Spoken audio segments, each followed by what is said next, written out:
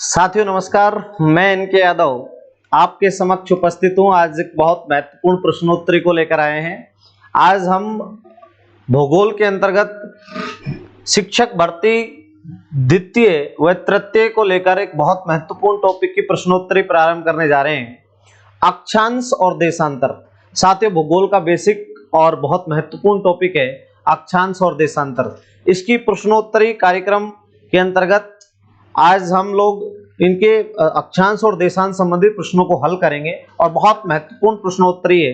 साथियों हम रोज आपके सामने लाइव रहेंगे बाय स्टडी यूट्यूब चैनल और geography by NK Yadav YouTube channel, दोनों पर आपको क्लास लाइव रहेगी और आप डेली शाम को 5 बजे आप इस बहुत महत्वपूर्ण प्रश्नोत्तरी का आनंद ले सकते हैं। तो चलिए बिना वक्त गवाए हम शुरू करते हैं।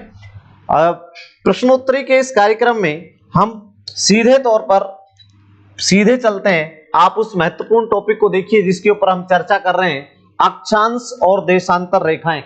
बहुत महत्वपूर्ण टॉपिक है साथियों, अक्षांश और देशांतर रेखाएं, लैटिट्यूड और लॉन्गिट्यूड्स। और इसी क्रम के अंतर्गत अगर हम इसको देखेंगे तो हम यहाँ पर सीधे तौर पर प्रश्नोत्तरी कार्यक्रम को शुरू करने जा रहे हैं। और आपके समक्ष जो प्रश्न आ रहा है वो देखिए, यहाँ से ये हमारा प्रश्न है आपके सामने। पहला प्रश्न आपके टीवी स्क्रीन पर है, आप उसको देखेंगे। सीधे तौर पर निम्नलिखित में से असत्य कथन छांटिए। बहुत महत्वपूर्ण प्रश्न है। निम्नलिखित में से असत्य कथन आपको बताना है कि असत्य कथन कौन सा है। और इस असत्य कथन को लेकर आपके पास 4 ऑप्शन दिए हुए हैं। अक्षांश सभी यामोत्तर ध्रुवों पर मिलते हैं। देखिए यामोत्तर का मतलब आप समझ लीजिए सीधे तौर पर कि यामोत्तर होता क्या है। यामोत्तर का मतलब है उत्तर से दक्षिण में खींची गई रेखाएं। तो आप देखिए यहाँ पर दूसरा ऑप्शन देख रहे हैं, ग्लोब पर अक्षांश समांतर वृत्त के समान प्रतीत होते हैं। तीसरा ऑप्शन देखिए, 2 अक्षांशों के मध्य की दूरी लगभग 111 किलोमीटर होती है। और चौथा ऑप्शन आपके स्क्रीन पर है, देशांत के सभी यामोत्तर वृत्त समान प्रतीत होते हैं जो ध्रुवों से गुजरते हैं। साथियों बहुत ही इंपॉर्टेंट है, अगर आप इनको देखेंगे इनको आप बहुत ही इजीली रूप में अगर ऑप्शन को देखेंगे तो आपको बहुत स्पष्ट और क्लियर दिखाई देगा कि यहाँ पर पहला ऑप्शन जो है वो पूर्ण रूप से असत्य दिखाई दे रहा है, क्योंकि अक्षांशों के यामोत्तर कभी भी ध्रुवों से नहीं गुजरते। अब अगर आप जैसे मान लीजिए हमने यहां पर देखा, ये हमारी एक ग्लोब के रूप में और ये हमारी 0 डिग्री GMT। आप देखिए ये हमारी भूमध्य रेखा है और इस तरीके से जो हमारी रेखाएं आपको दिखाई दे रही हैं, ये रेखाएं आपकी कौन सी रेखाएं होती हैं? अक्षांश रेखाएं। और अगर आप इसको देखेंगे तो इसने कहा है कि अक्षांश के सभी यामोत्तर ध्रुवों पर मिलते हैं, तो ये बिल्कुल गलत है, बिल्कुल गलत है। तो इसका पहला राइट ऑप्शन हो जाएगा। बाकी ये जो 3 ऑप्शन आपको दिए हुए हैं ये बिल्कुल सत्य हैं। आप देखिए देशांतर सभी वृत्त समान प्रतीत होते हैं तथा ध्रुवों से गुजरते हैं। बिल्कुल 2 ध्रुवों से आपस में मिलाने वाली ये देखिए इस तरीके की रेखाएं जो होती हैं वो देशांतर रेखाएं होती हैं। तो ये आपका पहला प्रश्न हो जाता है। आगे बढ़ रहे हैं दूसरे प्रश्न की ओर। देखिए यहाँ पर देखिए ये बहुत इंपॉर्टेंट है, निम्न में से कौन सा वृहद वृत्त ग्रेट सर्किल का उदाहरण है? देखिए बहुत ही महत्वपूर्ण प्रश्न आया साथियों, आपको बहुत क्लियरली पता होना चाहिए कि ग्रेट सर्किल होता क्या है। तो मैं आपकी जानकारी के लिए बता देता हूं, जनरली ऐसे प्रश्न जब हमारे सामने आते हैं तो हम लोग ऐसे प्रश्नों का उत्तर कई बार गलत दे देते हैं। तो देखिए यहाँ पर निम्नलिखित में से कौन सा वृहद वृत्त है, ग्रेट सर्किल कौन सा है? कर्क रेखा, मकर रेखा दूसरा ऑप्शन है, तीसरा ऑप्शन भूमध्य रेखा और चौथा है आर्कटिक रेखा। अगर आप इनमें से देखेंगे तो आपको बहुत क्लियरली समझ में आएगा कि इसका राइट आंसर जो आप आएगा वो आएगा भूमध्य रेखा, यानी तीसरा ऑप्शन इसका सही होगा, भूमध्य रेखा। ये देखिए ये हमारी भूमध्य रेखा, ये 0 डिग्री इक्वेटर लाइन जो है वो हमारी पृथ्वी को 2 बराबर भागों में बांटती है, northern hemisphere and southern hemisphere, यानी उत्तरी गोलार्ध और दक्षिणी गोलार्ध। ये साथियों मैं आपकी जानकारी के लिए बता देता हूं, बहुत महत्वपूर्ण है कि प्रत्येक अक्षांश रेखा वृहद वृत्त नहीं होती है, पूर्ण वृत्त होती है। कंप्लीट सर्किल और वृहद ग्रेट सर्किल दोनों शब्दों में फर्क होता है। साथियों आपको ये पता होना चाहिए कि जो बृहद वृत्त का मतलब वह वृत्त या वह सर्किल जो हमारी पृथ्वी को दो बराबर भागों में बांटे, वह बृहद वृत्त कहलाता है। और पूर्ण वृत्त का मतलब कंप्लीट सर्किल होता है। तो आपको ध्यान में रहना चाहिए, केवल एक अक्षांश रेखा यानी भूमध्य रेखा बृहद वृत्त होती है, जो भूमध्य रेखा हम कह रहे हैं। बाकी अन्य कोई भी अक्षांश रेखा बृहद वृत्त नहीं होती है, वो पूर्ण सर्किल बनाती है, ये राइट। इसके साथ में आपको यह भी ध्यान रखना चाहिए कि प्रत्येक देशांतर रेखा जो होती है वो सीधे तौर पर बृहद वृत्त होती है, यानी सभी देशांतर रेखाएं हमारी पृथ्वी को दो बराबर भागों में बांटती है। ठीक है, तो ये हमारा एक दूसरा प्रश्न था जिसको हम देख रहे थे। आगे बढ़ते हैं नेक्स्ट प्रश्न की ओर। तो यहां पर हमारा तीसरा प्रश्न आपके स्क्रीन पर आ गया है और प्रश्न को ध्यान से देखिएगा, बहुत महत्वपूर्ण प्रश्न है साथियों। अक्षांश भूपृष्ठ पर भूमध्य रेखा के उत्तर या दक्षिण में एक बिंदु की कोणीय दूरी है जो, यानी आपको यह बताना है कि भूमध्य रेखा से उत्तर या दक्षिण की ओर एक बिंदु की कोणीय दूरी क्या कहलाती है। तो देखिए, और वो कहां से मापी जाती है, ये तो आपको सबको पता है कि इसे हम अक्षांश कहते हैं, लेकिन उसका मापन कहां से किया जाता है। तो आपके स्क्रीन पर आप देखिए चार ऑप्शन है। पृथ्वी के केंद्र से मापी जाती है, दूसरा ऑप्शन है ध्रुवों से मापी जाती है, तीसरा ऑप्शन है भूमध्य रेखा से मापी जाती है, और चौथा कर्क या मकर रेखा से मापी जाती है। तो कभी भी अक्षांशों का निर्धारण कर्क या मकर रेखा से नहीं होता है। तो दूसरा, यहां पर ध्रुवों से भी कभी नहीं होता है और पृथ्वी के केंद्र से भी नहीं होता है, यानी सीधे तौर पर इसका उत्तर जो होगा वो भूमध्य रेखा से। अगर आप थोड़ा सा अगर इसको देख लेंगे तो हम जो हमारी ये पृथ्वी है और ये हमारी 0 डिग्री भूमध्य रेखा है, इससे आप चाहे नॉर्थ में चले जाइए चाहे आप साउथ में चले जाइए, यहां से इस भूमध्य रेखा से जितने भी डिग्री का कोण बनेगा वह क्या कहलाता है, अक्षांश कहलाता है। ठीक है, तो लैटिट्यूड कहलाता है। तो ध्यान रखिएगा, इसका राइट आंसर जो होगा वो भूमध्य रेखा से मापी जाती है। ठीक है, नेक्स्ट क्वेश्चन आपके सामने आ रहा है, तो बहुत इंपॉर्टेंट क्वेश्चन है जिसको हम लेकर यहां पर चल रहे हैं। चौथे नंबर का क्वेश्चन आपकी स्क्रीन पर है, बहुत महत्वपूर्ण प्रश्न परीक्षा के लिहाज से। ध्रुवों की ओर जाने पर अक्षांश रेखाओं के व्यास की प्रकृति होती है। ये बहुत, अगर आप इसको देखेंगे, व्यास, त्रिज्या और पूर्ण वृत्त, ये अगर इन तीन चीजों को आप देखेंगे तो आपको समझ में आएगा। प्रश्न बहुत अच्छा है, बहुत अच्छा बनाया गया है। तो ध्रुवों की ओर जाने पर अक्षांश रेखाओं के संदर्भ में बात कर रहा है, व्यास की प्रकृति होती है। यहां पर देखिए घटता है, दूसरा देखिए बढ़ता है, तीसरा है स्थिर रहता है, और चौथा पहले घटता है पुनः बढ़ता है। जल्दी से इसका आप उत्तर दीजिए कि क्या होता है। तो देखिए यहां पर अगर आप देखेंगे तो ये यहां पर ये हमारी पृथ्वी है और ये भूमध्य रेखा है। इससे ऊपर यदि हम अक्षांश रेखाओं को देखेंगे तो आप नोटिस करिएगा, और नीचे भी देखिए, अगर हम भूमध्य रेखा से ध्रुवों की ओर जाते हैं और अक्षांश रेखाओं की ओर गौर करते हैं तो विद्यार्थियों आपको नोटिस होगा कि भूमध्य रेखा का व्यास सबसे ज्यादा है, और आप ऊपर ध्रुवों की ओर गए, देखिए व्यास कम हो गया, इधर भी देखिए व्यास कम हो गया। यानी सीधा उत्तर है इसका राइट आंसर जो होगा आपके स्क्रीन पर वो होगा कि यह घटता है। तो पहला ऑप्शन जो है वो राइट होगा कि ध्रुवों की ओर जाने पर भूमध्य रेखा का व्यास कम होता चला जाता है। तो सबसे बड़ी भूमध्य रेखा अक्षांश के रूप में पाई जाती है। ये बहुत महत्वपूर्ण बात है कि सबसे बड़ा अक्षांश रेखा या सबसे लंबी अक्षांश रेखा कौन सी है, तो आपका उत्तर होगा भूमध्य रेखा। ठीक है, दूसरा प्रश्न आता है, सबसे छोटी अक्षांश रेखा कौन सी होती है, तो आपका राइट आंसर होना चाहिए 89 डिग्री, या तो नॉर्थ हो सकता है या 89 डिग्री साउथ हो सकता है। ध्यान रखिए 90 डिग्री सर्किल नहीं है, इसलिए ग्लोब पर अक्षांश रेखाओं की संख्या 179 होती है। तो सबसे लंबी अक्षांश रेखा भूमध्य रेखा, और सबसे छोटी अक्षांश रेखा 89 डिग्री नॉर्थ या 89 डिग्री साउथ। नेक्स्ट क्वेश्चन आपके स्क्रीन पर है 5वें नंबर का, और देखिए दोनों ध्रुवों को जोड़ने वाली वह काल्पनिक रेखा जो भूमध्य रेखा को समकोण पर प्रतिच्छेदित करती है। यानी आप इस प्रश्न को बहुत ध्यान से देखिए, दोनों ध्रुवों को कौन जोड़ेगी। आपको ये खूब अच्छे से पता है कि जो हमारी अक्षांश रेखाएं होती हैं वो ध्रुवों को होकर नहीं गुजरती, अपितु प्रत्येक देशांतर रेखा ध्रुवों से होकर गुजरती है। यानी ये आपका नॉर्थ है और ये आपका साउथ है, और उत्तर से दक्षिण में जब ध्रुवों से होकर गुजरेगी, और ये हमारी मान लीजिए भूमध्य रेखा है, और भूमध्य रेखा पर प्रत्येक देशांतर रेखा 90 डिग्री का क्या बनाती है, कोण बनाती है। ये बहुत महत्वपूर्ण प्रश्न है साथियों, आईएएस के एक एग्जाम में क्वेश्चन आया था कि वह कौन सी भूमध्य अक्षांश रेखा है जिसके ऊपर प्रत्येक देशांतर रेखा 90 डिग्री का क्या बनाती है, कोण बनाती है।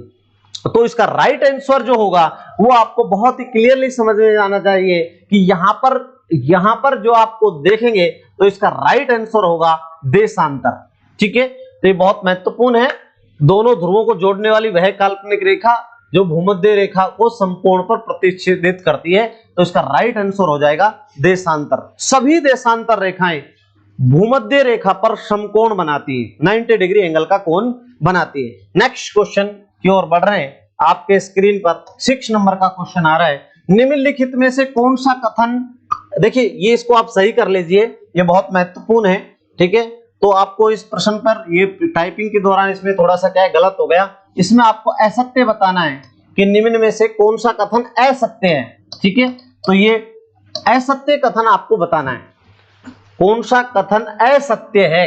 तो आप देखिए, विषुवत रेखा पर देशांतर रेखाओं के बीच की दूरी 111.13 किलोमीटर होती है। ये बात तो राइट है, बिल्कुल सही है कि विषुवत रेखा के ऊपर दो देशांतर रेखाओं के मध्य औसत दूरी 111.3 किलोमीटर होती है, यानी एक्सप्रोक्सीमेट 111.32 किलोमीटर। तो ये तो आपका इसमें राइट है। उसके बाद देखिए, देशांतर रेखाओं की कुल संख्या 180 होती है, ये आज का राइट आंसर होगा। ठीक है, और दूसरा ये 360 होती है, ये कथन असत्य है। ठीक है, तो इसका उत्तर क्या हो जाएगा, 2 नंबर का उत्तर हो जाएगा, देशांतर की संख्या 360 होती है। तो साथियों ये बिल्कुल गलत है। इसके बाद में तीसरा ऑप्शन भी वैसे देख लेते हैं कि किसी भी स्थान की ग्रीनविच रेखा से कोणीय दूरी उस स्थान का देशांतर कहा जाता है।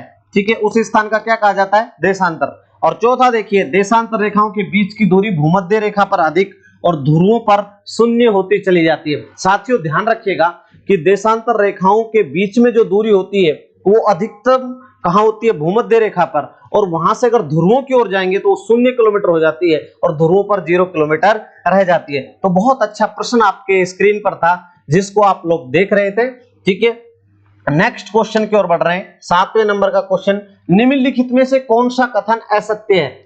तो ये एक क्वेश्चन आपके स्क्रीन पर आया हुआ है, विषुवत रेखा एक बृहद वृत्त है, बिल्कुल राइट है। भूमध्य रेखा और विषुवत, ये कथन तो बिल्कुल सही है। उसके बाद दूसरा प्रश्न देखिए, विषुवत रेखा से ध्रुवों की ओर जाने पर अक्षांश रेखाओं के बीच की दूरी आंशिक रूप से वृद्धि हो जाती है, ये भी सही है। वैसे दो अक्षांश रेखाओं के मध्य औसत दूरी 111.13 किलोमीटर होती है, और आप अगर एनसीईआरटी को देखेंगे तो उसमें 111 किलोमीटर आपको दिखाई गई है, लेकिन ध्रुवों पर थोड़ी सी इनके बीच में वृद्धि हो जाती है। तो बहुत अच्छा स्टेटमेंट है जिसको आप देख रहे हैं, सभी देशांतर रेखाएं बृहद वृत्त होती है, ये कथन भी सही है। मैंने आपको कहा था बहुत ही क्लियर रूप से कि ये सभी देशांतर रेखाएं बृहद वृत्त का निर्माण करती है। और चौथा ऑप्शन देखिए, किसी भी स्थान की प्रधान यामोत्तर कोणीय दूरी को उस स्थान की अक्षांश कहते हैं। किसी भी स्थान की प्रधान यामोत्तर का मतलब 0 डिग्री जीएमटी है, और साथियों 0 डिग्री जीएमटी से तो अक्षांश नहीं अपितु देशांतर का निर्धारण किया जाता है, इसलिए ये कथन जो है वो असत्य होगा। तो इसका राइट आंसर जो होगा वो चौथा होगा। नेक्स्ट अपन बढ़ रहे हैं नेक्स्ट क्वेश्चन की ओर। आपके स्क्रीन पर 8वां प्रश्न आ रहा है। 8वां प्रश्न बहुत इंपॉर्टेंट है, पृथ्वी 1 घंटे में कितना देशांतर घूम लेती है। ये बहुत अच्छा प्रश्न है साथियों। संपूर्ण पृथ्वी को 24 टाइम जोन में विभक्त किया गया है, तो इसका राइट आंसर होगा, ठीक है, 15 डिग्री। ठीक है, सेकंड ऑप्शन जो है वो राइट होगा। इसके पीछे कारण है, आप देखिए 15 डिग्री को पार करने में पृथ्वी को कितना घंटा लग रहा है, 1 घंटा लग रहा है। तो 360 डिग्री देशांतर को पार करने में आपको पता ही है कितने घंटे लग जाएंगे, 24 घंटे जो है वो पृथ्वी को लग जाएंगे। तो राइट, इसलिए संपूर्ण पृथ्वी को 24 टाइम जोन में विभक्त किया गया है। बहुत अच्छा प्रश्न है, 15 डिग्री इसका राइट आंसर हो जाएगा। नेक्स्ट क्वेश्चन की ओर बढ़ते हैं। नेक्स्ट क्वेश्चन देखिए, बहुत अच्छा प्रश्न आपके स्क्रीन पर है। मानचित्र पर स्थित अक्षांश एवं देशांतर रेखाओं के बारे में निम्नलिखित में से कौन सा कथन सत्य है? सत्य पूछ रहा है, चार ऑप्शन आपके सामने, दोनों ध्रुवों पर मिलते हैं, ये कथन तो गलत है, दोनों ध्रुवों पर नहीं मिलते, क्योंकि अक्षांश रेखा ध्रुवों पर कहां मिलेगी, आप बताइए। नेक्स्ट देखिए, दोनों एक दूसरे के लंबवत काटते हैं। तीसरा ऑप्शन, दोनों भूमध्य रेखा पर मिलते हैं, दोनों समानांतर है, ये समानांतर भी नहीं है, दोनों भूमध्य रेखा पर नहीं मिलते, लेकिन यहां कथन सत्य पूछा है, तो राइट आंसर होगा इसका, एक दूसरे को लंबवत काटते हैं। आप देखिए इस तरीके से, ये आप अगर देखेंगे अक्षांश और देशांतर के संदर्भ में, तो आपको समझ में आएगा कि वह एक दूसरे को किस तरीके से काट रहे हैं, ठीक है, तो एक दूसरे को लंबवत काटते हैं, इसका राइट आंसर जो होगा वो सेकंड होगा। साथियों नेक्स्ट क्वेश्चन की ओर कदम बढ़ाते हैं। 10 नंबर क्वेश्चन आपकी स्क्रीन पर है, ठीक है। 10 नंबर, 0 डिग्री अक्षांश व 0 डिग्री देशांतर रेखा आपस में एक दूसरे को प्रतिच्छेदित करती हैं। प्रतिच्छेदित का मतलब होता है एक दूसरे को काटती हैं। और बहुत अच्छा प्रश्न, ये बहुत बार आया हुआ है, प्रशांत महासागर बिल्कुल गलत है, इसमें नहीं, भूमध्य सागर ये भी गलत है, अटलांटिक महासागर और हिंद महासागर, तो बताइए जल्दी से क्या आएगा आंसर? साथियों इसका राइट आंसर होगा अटलांटिक महासागर। गिनी की खाड़ी में 0 डिग्री, यानी अगर आप संपूर्ण पृथ्वी को देखेंगे, ये जीएमटी और ये हमारी 0 डिग्री भूमध्य रेखा, ये हमारे जीएमटी एक दूसरे को गिनी की खाड़ी में और किस महासागर में, अटलांटिक महासागर में एक दूसरे से प्रतिच्छेदित करती है। नेक्स्ट क्वेश्चन आपके स्क्रीन पर आ रहा है, बहुत अच्छा प्रश्न था साथियों, कई बार एग्जाम में ये पूछा गया है। नेक्स्ट देखिए, निम्नलिखित में से कौन सा कथन सत्य नहीं है? ऐसे प्रश्नों पर गौर करिएगा, कई बार हम गलती कर जाते हैं, सत्य नहीं है। ये देखिए, अक्षांश रेखाएं वृत्त का निर्माण करती हैं, बिल्कुल। इसके बाद में नेक्स्ट, अक्षांश व देशांतर रेखाएं काल्पनिक रेखाएं होती हैं। आप बिल्कुल हमेशा ध्यान रखिए, लेटिट्यूड और longitude lines are only imaginary line, not is real line, वह वास्तविक रेखा नहीं है, काल्पनिक, तो ये कथन भी सही है। नेक्स्ट देखिए, देशांतर रेखाएं वृत्त का निर्माण करती हैं और देशांतर रेखाओं की कुल संख्या 360, तो देखिए बिल्कुल 360 होती हैं। अक्षांश रेखाएं वृत्त का निर्माण करती हैं, बिल्कुल सही है, प्रत्येक अक्षांश रेखा पूर्ण वृत्त बनाती है, ये बहुत महत्वपूर्ण बात है, जबकि देशांतर रेखाएं अर्धवृत्त का निर्माण करती हैं। तो साथियों इसका उत्तर जो होगा वो तीसरा होगा, ये गलत है, वृत्त का निर्माण नहीं करती, अपितु देशांतर रेखाएं क्या बनाती हैं, अर्धवृत्त बनाती हैं, इसलिए तीसरा जो कथन होगा वो गलत होगा। आपके स्क्रीन पर बहुत अच्छा प्रश्न, नेक्स्ट क्वेश्चन की ओर बढ़ रहे हैं। 12 नंबर क्वेश्चन आपके सामने आ रहा है। 12 नंबर क्वेश्चन आप देखिए, बहुत अच्छा प्रश्न है, मानचित्र व ग्लोब पर पाई जाने वाली प्रतिच्छेदित रेखाओं को क्या कहते हैं? मान लीजिए ग्लोब है और ग्लोब के ऊपर ये आपकी लेटिट्यूड लॉन्गिट्यूड लाइन है, यानी देशांतर रेखाएं हैं, और यहां पर आप देखिए ये आपकी कौन सी रेखाएं हैं, अक्षांश रेखाएं। अगर आप इनको देखेंगे, आप गौर से देखिएगा, इस तरीके की लाइन आपको दिखाई दे रही है, तो एक दूसरे को जब प्रतिच्छेदित करती हैं, एक दूसरे को काटती हैं, तो साथियों ग्रिड का निर्माण होता है, ग्रिड, ठीक है, ग्रिड का निर्माण होता है, ठीक है, तो ग्रिड का निर्माण होगा, ग्रिड का GRID, ग्रिड, ग्रिड का मतलब क्या होता है, जाल, तो देशांतर नहीं, ये भी गलत है, अक्षांश ये भी गलत है, जुलू रेखाएं गलत है, जुलू रेखा तो GMT को कहते हैं, ध्यान रखिए, अंतरराष्ट्रीय मानक समय रेखा, अंतरराष्ट्रीय समय रेखा, ये कह सकते हैं एक तरीके से, उसे जुलू रेखा कहते हैं। भौगोलिक रेखा जाल, बिल्कुल, ज्योग्राफिकल ग्रिड जो होता है, ग्रिड को हम इसको जनरली ग्रिड कहते हैं, इसलिए कई बार मैंने इस प्रश्न को इसलिए रखा है कि हमसे गलतियां होती हैं, तो आप खुद भी देख रहे हैं ये जाल बना हुआ है एक तरीके से, इस तरीके का। नेक्स्ट आपकी स्क्रीन पर क्वेश्चन है, 13 नंबर क्वेश्चन देखिए, एक समय कटिबंध में कुल कितनी देशांतर रेखाएं होती हैं? ये बहुत महत्वपूर्ण बात है कि 60, 30, 15 और 10 कुल देशांतर रेखाएं कुल कितनी होती हैं? 360, ठीक है। अब आप देखिए एक घंटे में कितनी रेखाएं? 15 रेखाएं, तभी तो 24 घंटे में, ठीक है, 24 घंटे में कितनी हो जाएंगी? 360।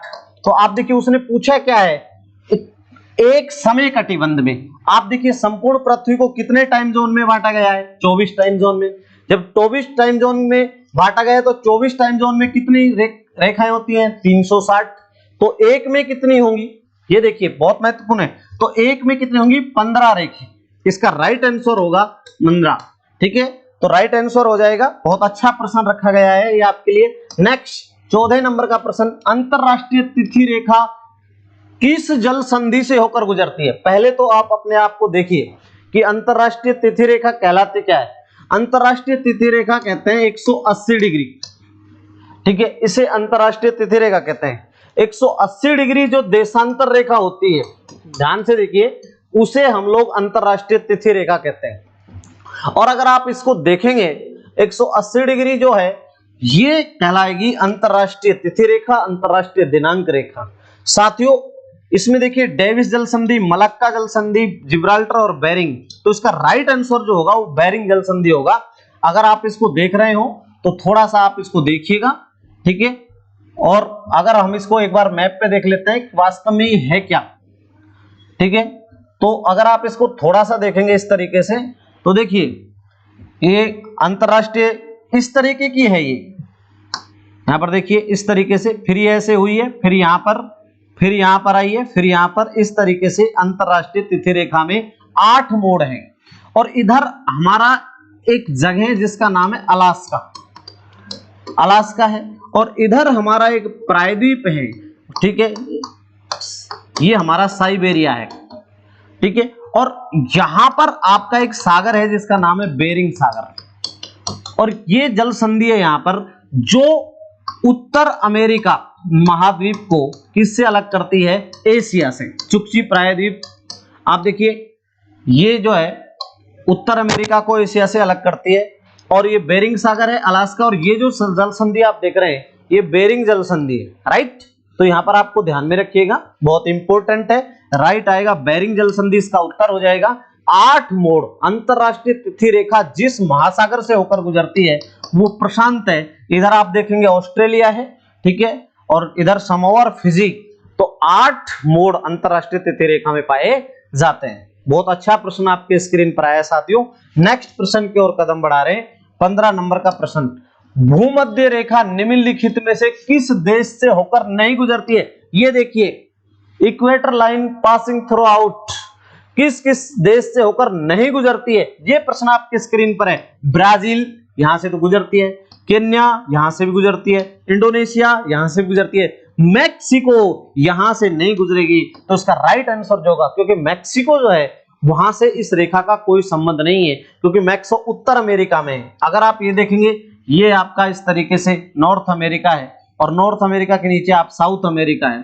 तो अगर देशों की बात करें कि भूमध्य रेखा की बात करें किन किन देशों से गुजरती है, तो साथियों अगर हम देखें तो इक्वेडोर, कोलंबिया, ब्राजील, ये तो दक्षिण अमेरिका के राष्ट्र हैं। उसके बाद आपका साओ टोम प्रिंसिप, फिर अगर आप थोड़ा सा आगे बढ़ेंगे गैबोन, फिर कांगो गणराज्य, लोकतांत्रिक कांगो गणराज्य, फिर ये केन्या, फिर युगांडा, फिर सोमालिया, ये अफ्रीका के हैं। और फिर मालदीव, आप देखिए मालदीव के जस्ट आगे जैसे आप एशिया में बढ़ेंगे तो फिर आएगा इंडोनेशिया, और फिर किरीबाती प्रशांत महासागर का, इनसे भूमध्य रेखा गुजर रही है। तो मैक्सिको क्योंकि उत्तर अमेरिका महाद्वीप में यहां से नहीं गुजरती है। बहुत अच्छा प्रश्न आपके लिए स्क्रीन पर था ये, ठीक है, जिसको हम लोग देख रहे थे। नेक्स्ट 16 नंबर का क्वेश्चन, निम्नलिखित देशों पर विचार कीजिए। उपरोक्त में से देखिए ऑस्ट्रेलिया, नामीबिया, ब्राजील और चिली से होकर मकर रेखा गुजरती है। ठीक है, ट्रॉपिक ऑफ कैप्रिकॉर्न की बात कर रहा है। कैप्रिकॉर्न किन किन देश से गुजरती है? मकर रेखा। तो आपको पता होना चाहिए मकर रेखा, क्योंकि दक्षिण अमेरिका में चिली, बिल्कुल चिली से भी गुजरती है। उसके जस्ट बाद में अर्जेंटीना आता है, अर्जेंटीना के बाद में पराग्वे आता है, तो पराग्वे के बाद में ब्राजील, तो यहां से भी गुजरती है सब। फिर दक्षिण अमेरिका में नामीबिया, बोत्सवाना, दक्षिण अफ्रीका, उसके बाद में मेडागास्कर, ठीक है, और मोजाम्बिक, तो यहां पर देखिए नामीबिया से भी गुजरती है। और फिर ऑस्ट्रेलिया, आप सब जानते हैं ऑस्ट्रेलिया के तो लगभग बीच में से ये सीधे तौर पर गुजरती है। तो इसका राइट आंसर जो होगा वो देखिए 1, 2 और 3, 4, यानी इन चारों राष्ट्रों से क्या गुजरती है? वो आपकी मकर रेखा। तो बहुत अच्छा प्रश्न आपके स्क्रीन पर था जिसको आप देख रहे थे। कई बार जनरली पूछ लिया जाता है कि किन किन राष्ट्रों से कौन कौन सी रेखा गुजरती है।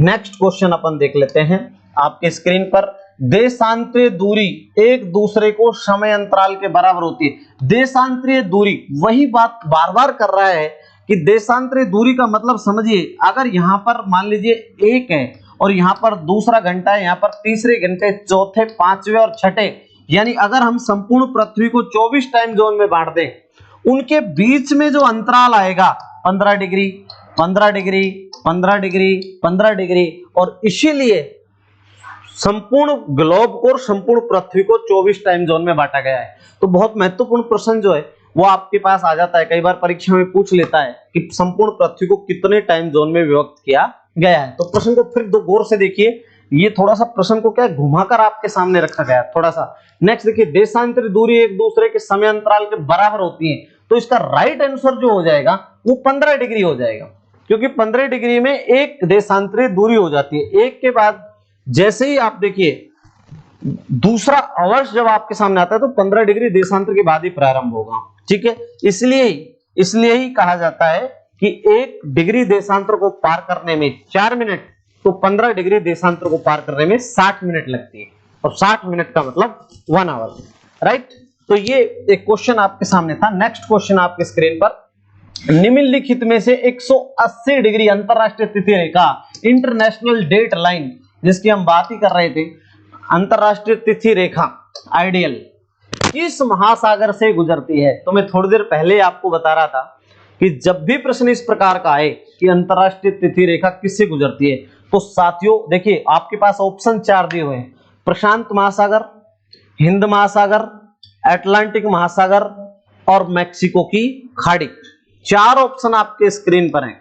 तो इसका राइट जो आंसर हो जाएगा वो हो जाएगा प्रशांत महासागर।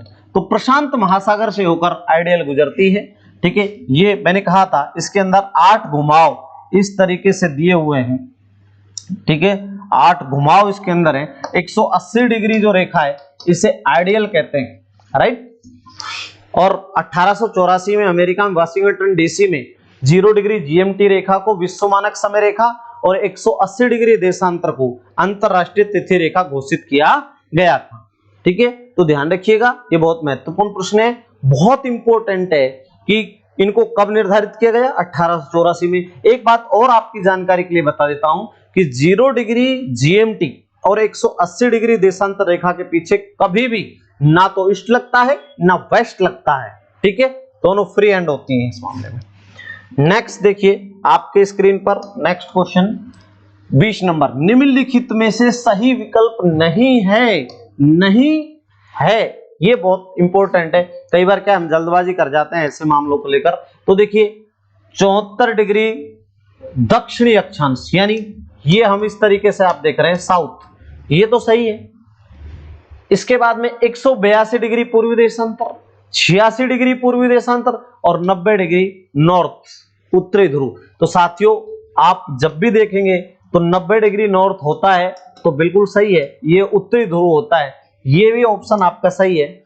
ये भी 86 डिग्री ईस्ट, ये भी हो सकता है, ये भी बिल्कुल सही है। इसके बाद 74 डिग्री साउथ लैटिट्यूड, ये भी राइट है। 182 डिग्री पूर्वी देशांतर, ये गलत है, तो इसका ये जो है ये गलत है पूरी तरीके से। इसका राइट आंसर हो जाएगा 182 डिग्री पूर्वी देशांतर। कभी भी देशांतरों का अगर हम देख लें तो उसे 180 डिग्री से ऊपर नहीं लिखा जाएगा। हम गलती क्या करते हैं, हम ये सोचते हैं कि देशांतर 360 है, लेकिन देशांतरों का प्रदर्शन मान लीजिए 0 डिग्री जीएमटी है थोड़ी देर के लिए, और इधर 180 देशांतर होंगी और इधर भी 180, 182 डिग्री देशांतर होता ही नहीं है, तो ये तो बिल्कुल गलत है। सिंपल सी बात है। नेक्स्ट क्वेश्चन जो है आपके स्क्रीन पर आ रहा है, यहां पर देखिए ग्रीनविच के 75 डिग्री पूर्वी देशांतर का प्रतिध्रुवस्थ, या प्रतिध्रुवीय कह सकते हैं, इसे इंग्लिश में बोलेंगे एंटीपोडल देशांतर है, प्रतिध्रुवस्थ देशांतर है, ठीक है। तो बहुत अच्छा प्रश्न है ये आपके लिए। और देखिए जब भी देशांतर का प्रतिध्रुवस्थ निकालना हो तो इसमें आप देखिए, इसने पूछा ये हमारा पृथ्वी है और ये हमारी 0 डिग्री जीएमटी, तो ग्रीनविच हो गया ये तो ग्रीनविच मान लें, जीएमटी का मतलब ग्रीनविच। अब वो कहता है पूर्वी देशांतर, मान लीजिए इधर ईस्ट है और इधर वेस्ट है, यहां पर हमने 75 डिग्री खींच दी, 75 डिग्री ईस्ट। अब इसके विपरीत में जो आएगा, आप देखिए इधर अगर 75 डिग्री है तो इधर इसके विपरीत यहां पर आएगा, और विपरीत में कितना आएगा, 105 डिग्री वेस्ट आएगा। जब भी आपको एंटीपोडल निकालना हो तो ध्यान रखिएगा, आपको हमेशा इसको 180 में से माइनस करना है, दिए हुए देशांतर में से। अब देखिए यहां पर दिए हुए देशांतर आपके पास 75 है, और 180 में से अगर 75 घटाएंगे तो आपके पास कितना आ जाएगा, 105 डिग्री वेस्ट। इधर अगर ईस्ट दिया हुआ है तो इसका एंटीपोडल क्या हो जाएगा, वेस्ट हो जाएगा। ये बहुत महत्वपूर्ण प्रश्न है और जनरली परीक्षा में पूछा जा सकता है। ये 2016 सेकंड ग्रेड एसएसटी के अंदर आया हुआ प्रश्न है। आरपीएससी द्वारा जो एग्जाम आयोजित हुआ था 2000 में, वो जो है ये प्रश्न वहां से सीधे तौर पर उठाया गया है और वहां ये प्रश्न आया था। बहुत अच्छा प्रश्न था। परीक्षा में इस प्रकार के प्रश्न आपको जनरली देखने को मिलते हैं। तो साथियों, नेक्स्ट और अंतिम प्रश्न, आप अंतिम प्रश्न की ओर चल रहे हैं। बहुत महत्वपूर्ण प्रश्न है 22, सत्य कथन चुनिए, राइट स्टेटमेंट बताइए। क्या होगा राइट स्टेटमेंट? तो ये बहुत महत्वपूर्ण प्रश्न आपके स्क्रीन पर है, आप देखिएगा। सभी अक्षांश रेखाओं की परिधि समान होती है। ये यहां पर आपको थोड़ा सा सोच समझकर, यानी बिल्कुल परिधि समान होती है। दूसरा देखिए, सभी अक्षांश रेखाएं ग्लोब को 2 बराबर भागों में बांटती हैं। नेक्स्ट, सभी अक्षांश रेखाओं का काल्पनिक समतल भूकेंद्र से गुजरता है। और अंतिम देखिए, यहां पर सभी अक्षांश रेखाएं लगभग समदूरस्थ होती हैं, लगभग समदूरस्थ होती हैं। तो ये बहुत महत्वपूर्ण प्रश्न आपके स्क्रीन पर। तो देखिए, सभी अक्षांश रेखाओं की परिधि समान होती, गलत है। अगर मान लीजिए हम ये अक्षांश रेखा बना देते हैं और ये देखिए, अगर आप इनकी परिधि देखेंगे तो सबकी परिधि समान नहीं है। सबसे लंबी परिधि तो भूमध्य रेखा की है, और भूमध्य रेखा से अगर अपन ध्रुव की ओर जाएंगे तो इनकी परिधि क्या हो जाएगी, कम हो जाएगी। ठीक है, तो ये गलत है ये स्टेटमेंट। सभी अक्षांश रेखा ग्लोब को 2 बराबर भागों में बांटते हैं, गलत। केवल 0 डिग्री भूमध्य रेखा ग्लोब को 2 बराबर भागों में बांटती है केवल। नेक्स्ट देखिए, सभी अक्षांश रेखाओं का काल्पनिक समतल भूकेंद्र से गुजरता है, ये भी बिल्कुल गलत है। भूकेंद्र काल्पनिक वहां से नहीं गुजरेगा सभी का, केवल भूमध्य रेखा वहां से गुजर रही है। अंतिम यहां पर देखिए, सभी अक्षांश रेखाएं लगभग समदूरस्थ होती है, बिल्कुल। आप सब जानते हैं 2 अक्षांश रेखाओं के मध्य जो दूरी होती है वो 111.13, और एनसीईआरटी में कितना दिया हुआ है, 111। तो राइट स्टेटमेंट इसका जो हो जाएगा, केवल 3 गलत, केवल 4, 2 नंबर जो है वो गलत, वो सही है, क्योंकि यही इसका ऑप्शन सही होगा। तो ये भी गलत है, ये भी गलत है, और उसने सत्य पूछा था तो केवल चौथा स्टेटमेंट जो है वो सही होगा इसके संदर्भ में। तो साथियों, ये बहुत महत्वपूर्ण प्रश्नोत्तरी आपके लिए लेकर आए थे। अब हम आपसे रोज मुलाकात करेंगे ठीक 5 बजे हमारे 2 महत्वपूर्ण यूट्यूब चैनल, बाय स्टडी और ज्योग्राफी बाय एनके यादव। आप यूट्यूब पर जाएं और सर्च करें। अगर आपको अच्छा लगा हो तो लाइक और सब्सक्राइब करें, बेल आइकन दबाएं। इसी शब्दों के साथ में आज के कार्यक्रम को विराम देते हैं। जय हिंद, जय भारत, धन्यवाद।